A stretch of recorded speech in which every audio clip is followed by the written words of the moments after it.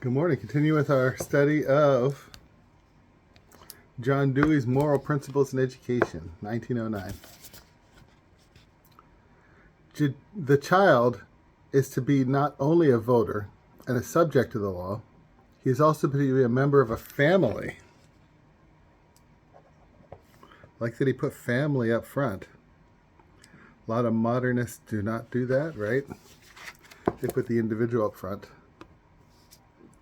But family is important. The child is not only to be a voter and a subject to the law, he is also to be a member of a family, himself in turn responsible, in all probability, for rearing and training of future children, thereby maintaining the continuity of society. Now, I know John Dewey wasn't a Christian, right? But man, there's some stuff in here that could be read as Christian.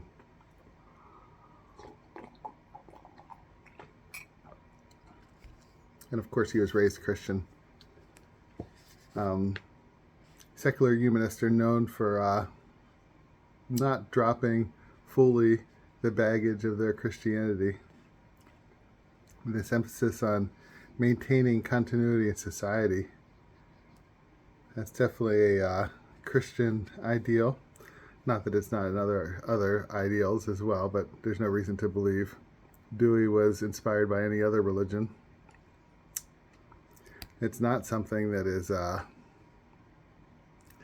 necessarily in, the 20th century atheistic societies like Chairman Mao, and Adolf Hitler. Those did not put an emphasis on family. In fact, they reproduced, and Hitler, right, reproduced the perfect person outside of the family. Like Brave New World style. But that kind of thing is already in Plato, right? So Plato isn't known for necessarily upholding the family either, is he? We don't read we don't read the great works of great writers and great thinkers because we agree with them. But here, I think this is a good way to start with the child. The education of the child should be considering the family and the responsibility this child will have someday as a mother or father. And if not as a mother or father, then as an auntie or an uncle. Definitely as a child, a cousin, maybe an adoptive parent, maybe somebody who raises non-human animals like dogs or has a farm, right? We think about these relationships that humans have. They're pretty complex. And we can set kids off right for their responsibilities, or we can continue to shirk those responsibilities like we too often do, because it's not easy. It's not easy to bring the responsibilities up in conversation. A lot of times people feel blame if they haven't reached society's expectations, but that's not my intention ever. But rather that people are doing good in their mind, that they have a conception of the good internally there. I believe everybody has that there, the internal light, right? The light that's in everybody. That's just a a priori. Maybe I have a lot of a prioris, but believing that all people, regardless, have an internal light of what's good, that you can get to somewhat of the truth and of goodness just by logic, but also by doing in society, and doing what you know is good. Okay, he will be a worker. There we go. That's the Marxian man, right? Marxian man, worker, man is worker.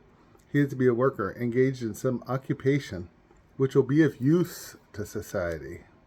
So he'll have use value.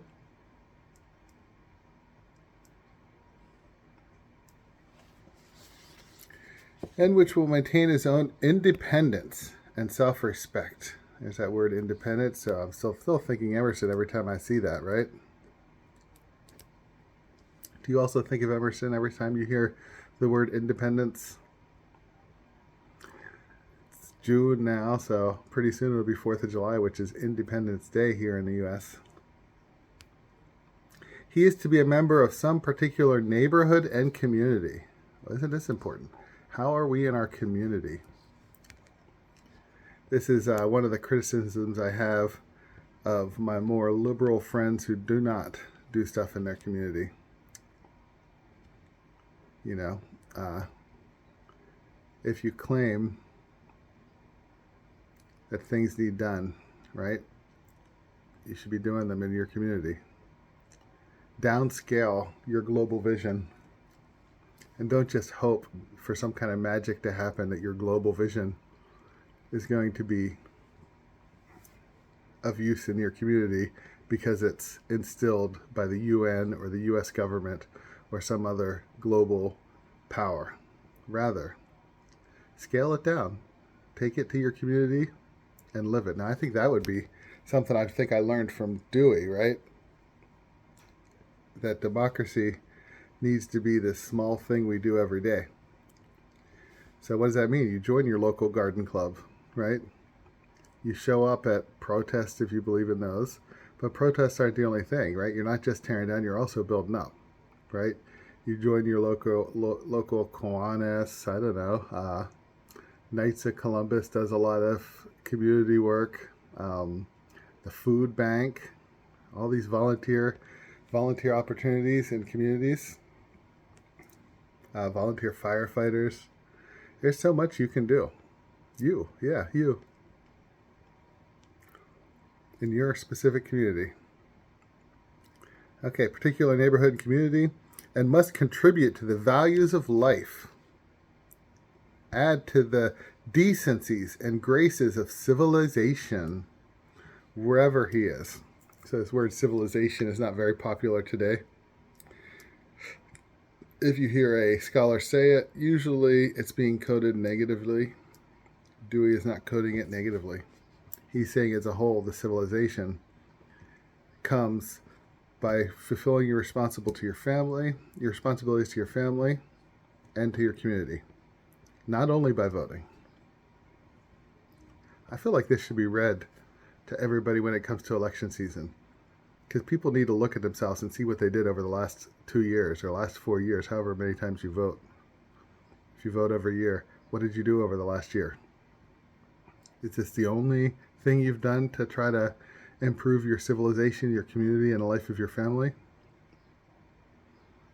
Because if so, it's a problem, right?